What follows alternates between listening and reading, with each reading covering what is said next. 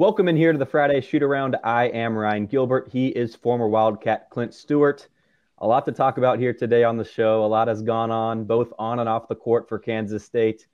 We're not going to get into the specifics with Nan Tomlin's incident, but in terms of the X's and O's, losing a star player like that, Clent will definitely dive into what K-State can do to sort of navigate its roster without Nan Tomlin on it. As always, we are sponsored by Booth Creek Wagyu. Remember to elevate your tailgate this season with our friends from Booth Creek Wagyu. Their ranch is located just north of Manhattan and proudly raises authentic Wagyu beef from farm to table. Visit their retail locations in Manhattan and Overland Park or online at boothcreekwagyu.com. Clint, simple question for you, man. How does K-State win games now officially without Nan Tomlin on the roster?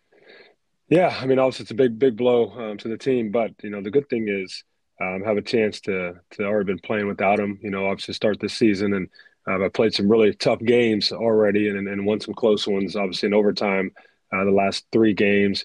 I think the experience that some of the younger guys have already gotten, obviously is going to hold even more valuable, and then hopefully they can step up and fill that void. And like I said, it just means next guy up, and that's the approach I'm sure Coach Tang is having with the team, and that's the approach the players have to have. It's an opportunity for the next guy to step up and and fill the void that obviously losing a player of his caliber brings to the team. So it's tough. It's a tough blow, but at the same time, the only thing we can do is look forward, and when you look forward to the future, you got to just prepare for it the best you can, and go out and play the best you can.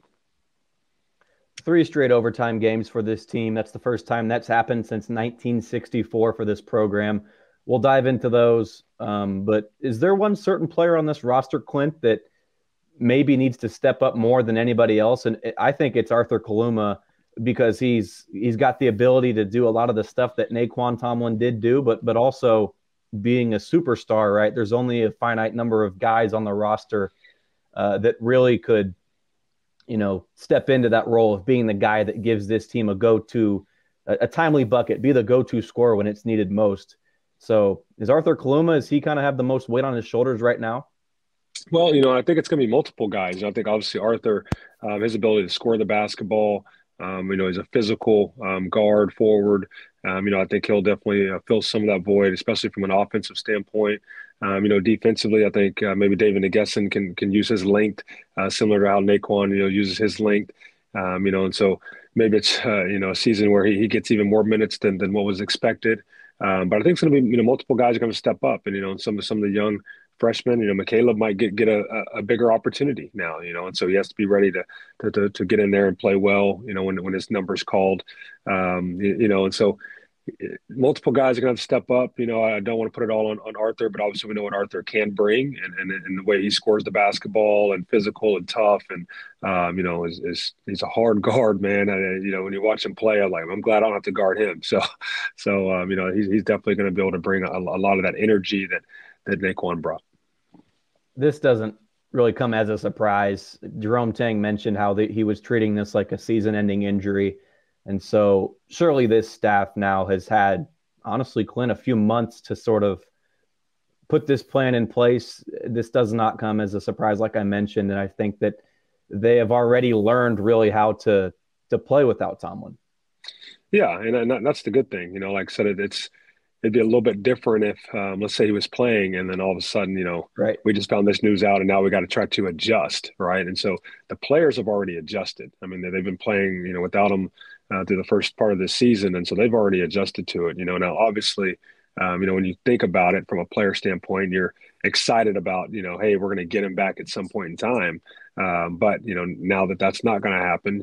They've already adjusted, how they're playing to playing without him. So hopefully, like I said, he's got to keep moving forward, and got to put the guys out there that are on the team. They got to go perform, and so it just gives everyone else an opportunity to step up. Hope you all can bear with us. Daphne or Dude, one of the two, is having a barking attack. I don't know if you can hear that, Clint, but we'll roll on. Per usual here in the Cats and Dogs studios. But Jerome Tang, this is where we find out here how good of a coach you can be to adjust. Because coming into the year, right, Tomlin was certainly poised to be a superstar in the Big 12. Marquise Noel and Keontae Johnson were both gone. and he had the keys pretty much 15-20% of K-State's scoring, points, rebounds, all that stuff. Very little of it returned from last year. And now without Tomlin, it's on to these newcomers to step up and make plays. But Clint, I think we talked about this last week, how just it takes a team time to gel together and get better as it progresses through a season.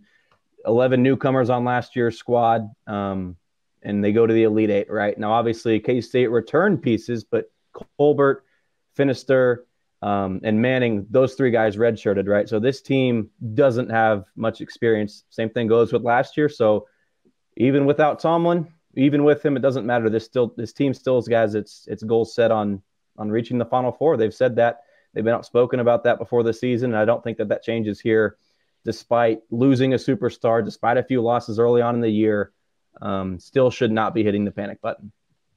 Yeah, I think we saw it, last year. I think, you can't put limitations on this team, and so, obviously there's, areas that we have to continue to get better at and continue to improve as the season goes on, as we get into the Big 12, where it gets even more gritty and more tough, and where the scouting gets even greater, teams know exactly what you're going to do. But I don't think there's any limitations on this team. I think we have some really good pieces. And then, like I said, those guys are going to battle every single day. They're going to move forward every single day, and continue playing. And some of the guys, as you mentioned, that are back. Cam Carter has really stepped up this year. He's been big, and it keeps him in a role that he's obviously growing into and becoming more comfortable with, and so hopefully he can just continue to excel and get better throughout the year. I think Tyler Perry, as we've seen what he's been able to do as far as scoring and assisting, I think it kind of keeps him in a role that he's already starting to grow into, and just get more confidence, playing in the role that he's in. So, obviously it's a blow without Tomlin, but I think with the guys we have and the pieces we have, there's still no limitations. And so it's, Coach Tang preaches, getting better every single day, and that 1% better and continue to move on. And I'm sure that's what we're going to do. All right, Clint, 3 straight overtime games. It's great to win those games, especially in overtime, but should we be, I don't know, not alarmed, but frustrated, concerned that some of these games, and not the Villanova game, right? That's a really good opponent, but North Alabama and Oral Roberts, right? Those games should not be going to overtime, should they? Well, and when you think about playing at home, where we have obviously our home court advantage, and you'd like to see us win, at least by double digits, I think, but at the end of the day, if it's going to be an overtime game, it's going to be close, whether it's, Oral Roberts, whether it's my son's 5th grade team, or whether it's Villanova. You got to win, and so at the end of the day, we won, and you feel a lot better about winning, by 1 point, or 2 points, or winning in overtime than you do losing in overtime. And so, definitely there's areas we have to improve. I think that the players know it, the coaches know it. We got to get better as we start to move into the Big 12 pretty soon. But you feel good about winning, and I think you never want to get lost in, maybe we didn't play our best, or maybe we don't look our best. But if you find a way to win, I think it's something that's hard to coach. It's hard for some guys to grasp, like this, when it gets down and gritty, how do you win? How are we going to win? And the players really have to dig deep and figure out, all right, are we all going to pull together and get that one stop? All right, do we remember back in the summer when we were, running up and down hills and on the field and pushing weights, on the football? Dude, like, that was what this is for, and sometimes the players don't grasp that, and sometimes they do, and they say, all right, this is the moment that we have to step up. And so it's been good to see, that we've stepped up in the moment, when we needed to, and then hopefully we can get things clicking early, so that we don't have to go into overtime in our next game. I had asked Jerome Tang after the second overtime game earlier in the week, and of course there was one more against Villanova. But should anybody be frustrated with these games? And if somebody is frustrated, what would your message be to them? But Tang just said, like you mentioned, right? It's tough to win college basketball games. It doesn't matter how you win them, as long as you get wins. It's tough to win in college sports, and so.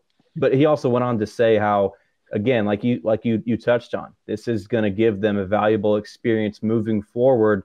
When you're going up against a team that hasn't played in any overtime games or any close games, K-State can say, yeah, been here, done that. And the other team's going to be panicking like, okay, what do we do here? We've never been here all season long. That's it, and experience is the greatest teacher. And so once you get that experience and being in those close games, no matter who the opponent is, you find out, okay, we've been here, we know how to win, we know what it takes to win, we know how focused we have to be here in this last, this overtime period to go get the win. And so it's a moment where, I think as a player, you can kind of take a deep breath and relax and just go play, and not be so tensed up and tight of like, and so I think for our guys, it's good experience, early on, and hopefully it'll bode us well as we move into the Big 12 season.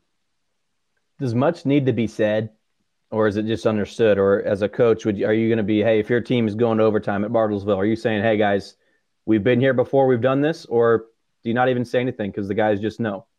Oh, you definitely still reiterate it for sure, Okay. and just to breathe that confidence into them, hey, this is nothing new for us, and maybe if it's the other team's first overtime, you might even say that like they haven't been here, they haven't been where we're at, and so let's go show them what it's like, and so it's definitely good to reiterate it and breathe that confidence into the players and just remind them because sometimes in the mix of it all they might have forgotten like. Oh yeah, okay.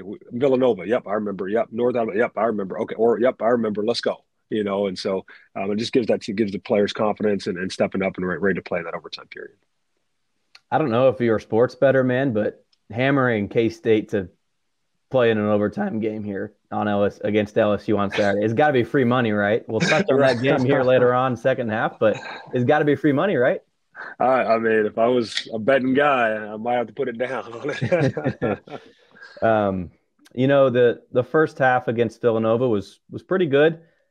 Villanova hit 5 of its first 6 shots from beyond the arc. And I don't know about you, Clint, if you were watching it live or you watched the replay, whatever you were doing, but I was sitting there going, oh boy, here we go. This is just one of those nights where the opponent can't miss. And obviously K-State locked down on defense and forced Villanova into some pretty bad shots. So it seemed as if Villanova was living by the 3 and dying by the 3, but K-State controlled a lead for, I believe, 32 minutes of that game. And again, that's great, but that's also where maybe some of that frustration comes in with it going to overtime. When you had a double-digit lead in the second half, you let it slip away.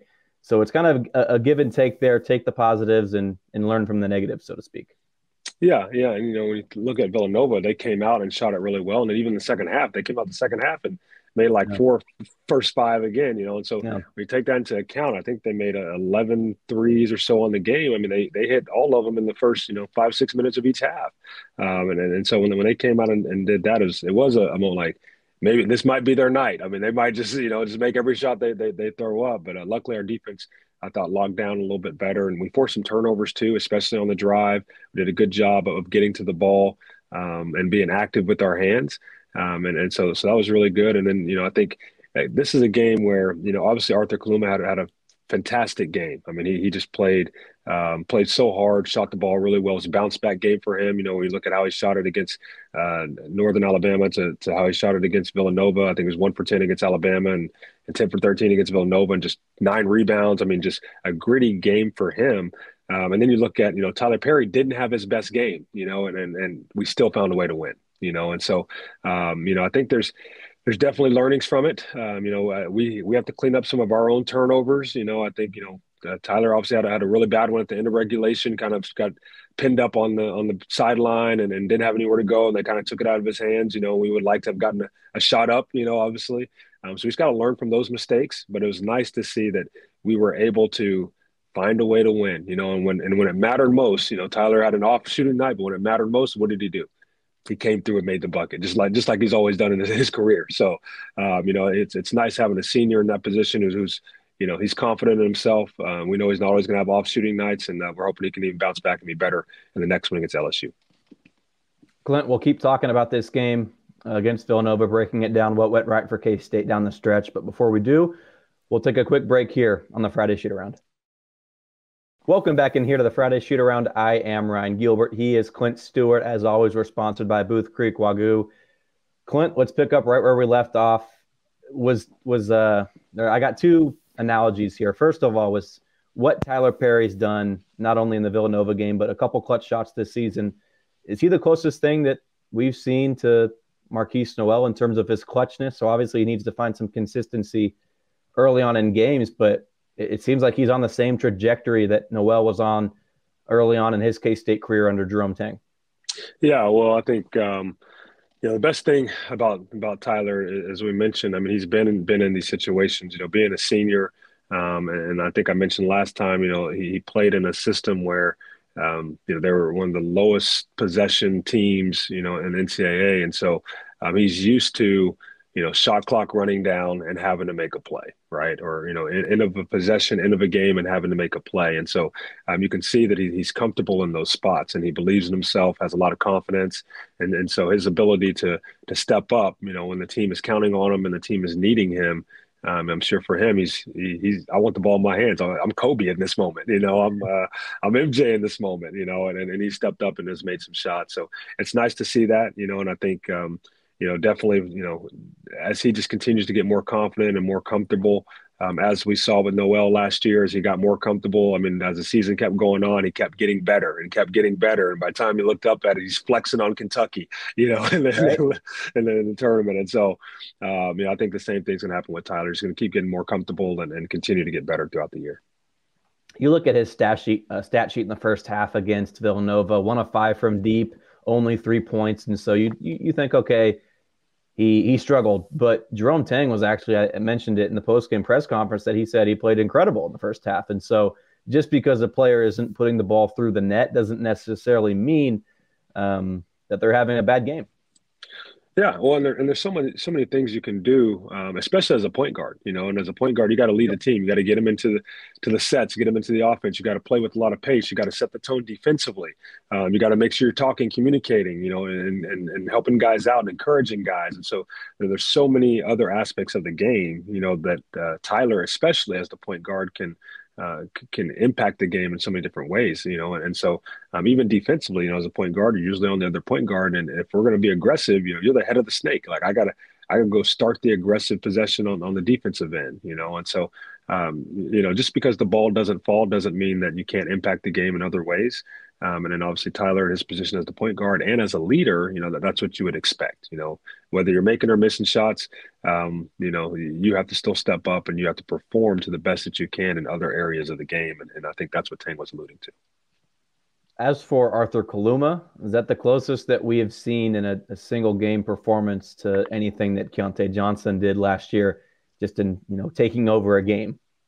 I mean, it was, yes, and it was amazing.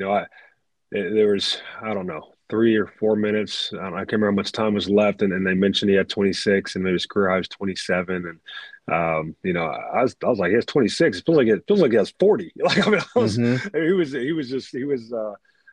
was a man amongst boys, especially driving the basketball and being physical, getting to the rim. Obviously made some 3-point shots as well. He just put together an all around a great game, and we needed it, and so it's good to see him step up in that moment and play really well. And as I mentioned, for him, it's kind of a bounce back game from a shooting night, where he didn't shoot the ball very well against North Alabama, but he came back and was ready to play, and once again, he's a guy he's been around, and so he knows that he's a good player. He believes he is a good player. And I think, Tang's even said it before, he's a first rounder, and then draft pick. And that's what Tang believes. And so, he sees it every day. And so I think Kaluma brings a lot to the team, and he's going to continue to get more comfortable as well, under his first year under Coach Tang. And we're going to keep seeing some great games by him. Day-Day Ames hovered around 20 minutes in this game, which is to be expected as he's just, as a freshman, so mature on the court. But Michaela Bridge didn't play. R.J. Jones only played 5-6 minutes in this game. This was, bluntly put, the most hostile, environment that they had ever been a part of. And so, in the back of his mind, maybe hindsight, I think Jerome Tang, reading between the lines with what he was saying, probably wishes he would have played them a little bit more. But going into the game, are you okay with not playing your true freshman in a situation like this where they've never, ever been in an atmosphere like that, if that makes sense? Yeah. And I think it's all about game flow. And as the game kind of went on and Villanova is a physical team. They have some strong guards. They have some big guys inside. And so you might think, well, McCaleb, he's physical. He can get out there and play. But sometimes veteran physical is a little bit different than freshman physical, and so it can be a little bit just a different feeling when you get out there and you're going against maybe a senior who's, just as strong as you are and just has a little bit more experience than you do. And so you just got to make sure that it's the right situation as well. And it's not that you can't throw them into the fire and let them learn early. I'm sure that's what Tang would like to do. But, there's going to be times where you can do that. And there's times you say, maybe not this game. And I think this was a game where Tang just felt more comfortable rolling out some of our veteran guys and giving them most of the minutes with the experience that they had against an experienced Villanova squad, and obviously it worked out, so it's good. Is there one player, and this could be Perry or Kuma, one of the stars, or it could be a guy like Finister, Manning, Colbert, guys that don't play as much? Is there one guy that you think this staff should really be challenging to play better, that there's a lot more to show than what he's played through the first 9 games of the season? Yeah, well, Finister, which you would hope he would be able to bring and help us is be able to shoot the basketball, from the outside. I think we've had a few games where we haven't shot it well, and when we need, someone to just be able to extend the floor a little bit more, if Kim Carter's off or Tyler Perry's off or Kuma might be off, there's someone that can really step up and make some outside shots. So, maybe this is an opportunity that he gets in, a few more minutes here or there and can step in and make a shot from the outside. But it's really going to take, I think everyone kind of stepping up. Everyone's going to have to continue to elevate their game because it's going to get tough, and most of these guys haven't played in the Big 12 yet, right? I mean, I love Creighton. I love what their schedule is, but Big 12 is the best basketball. I love North Texas and what them, but Big 12 is the best basketball, and so everyone's going to have to try to elevate their game as we're heading into the Big 12 and heading into some true battles and some true on the court fights, where it's just physical every single night and coaches. We have the greatest coaches in this conference, and so it's literally a chess match every single night. So everyone's got to step up. Any concern with the game coming up on Saturday against LSU with everything that's happened off the court recently over the last couple of days with Nan Tomlin? Any concern of this team not being locked in for this game?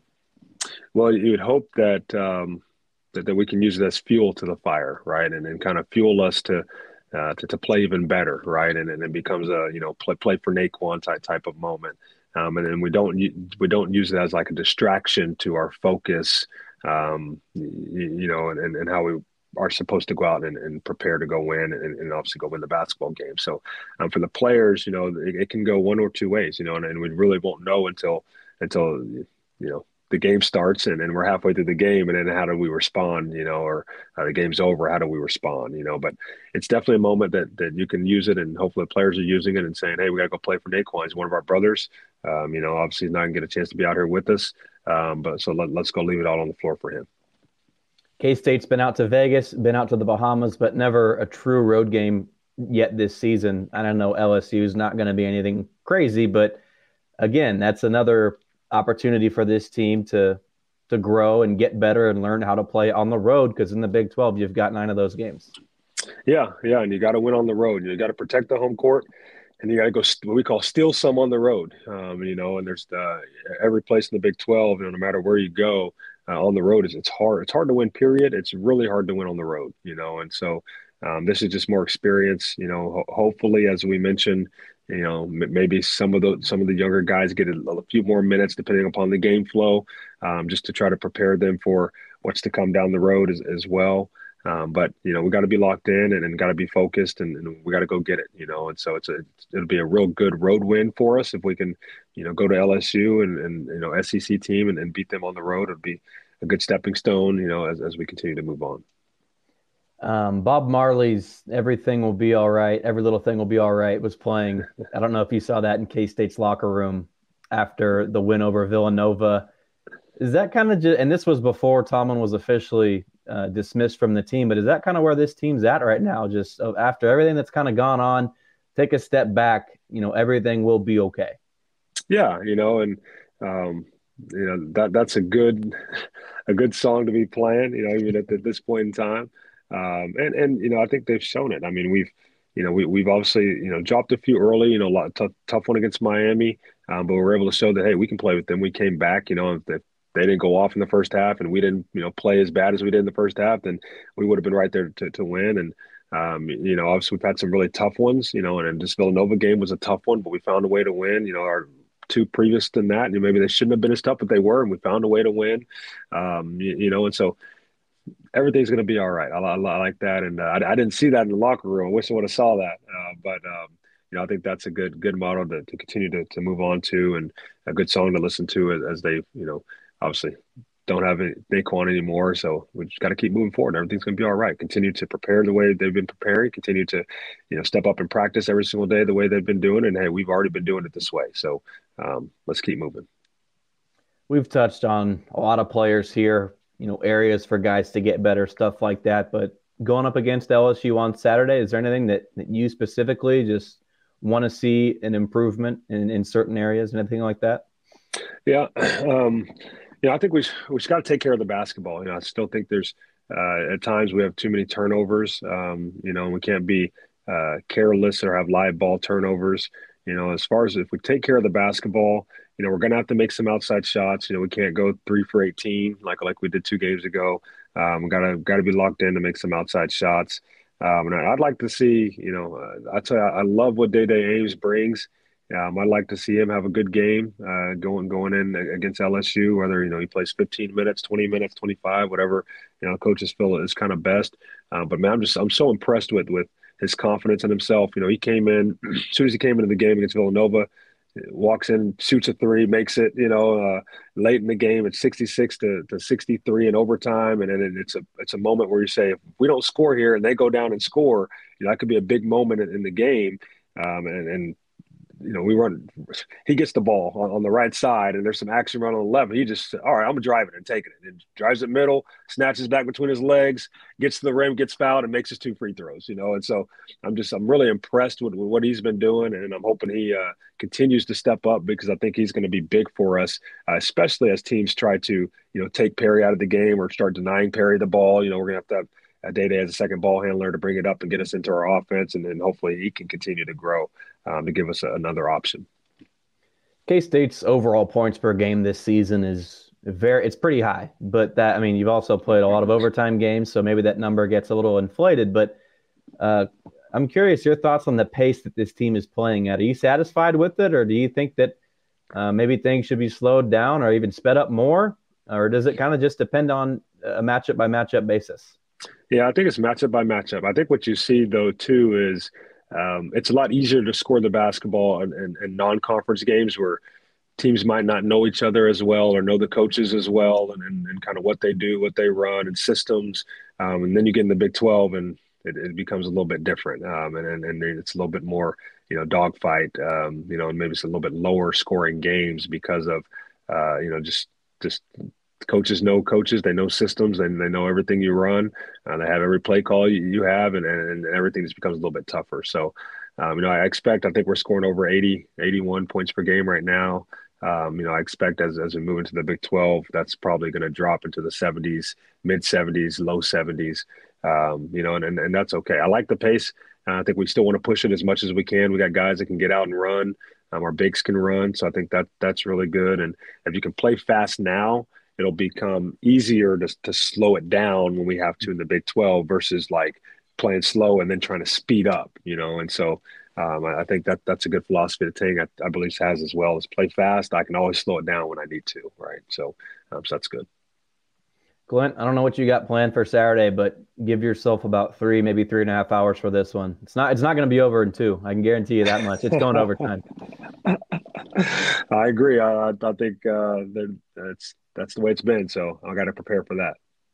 Yep. Right on, man. That'll wrap things up here on the Friday Shoot Around, Clent. I appreciate it as always. We'll be back next week to break down Kansas State and LSU. But other than that, I'm Ryan Gilbert. He's Clent Stewart. We appreciate you guys listening and watching this edition of the Friday Shoot Around.